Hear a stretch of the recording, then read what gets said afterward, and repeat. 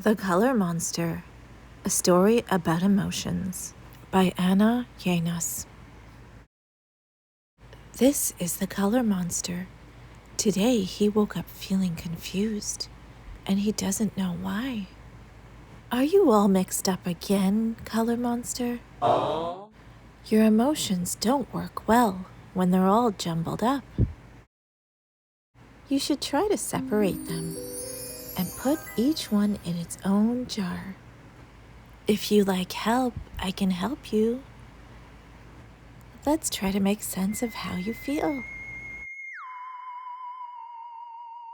This is happiness. It shines yellow like the sun and twinkles like the stars. When you're happy, you laugh and jump and dance and play. You want to share your happiness with everyone. This is sadness. It is lonely and blue like a rainy day. It washes over you like the sea. When you're sad, you hide and want to be alone. You don't want to do anything except maybe cry. It's okay to cry, Color Monster. This is anger. It burns red like a fire, and it's hard to stamp out. When you're angry, life can feel unfair. Sometimes you want to take out your anger on others. But I'll be nice to you, Color Monster, and your anger will disappear. This is fear.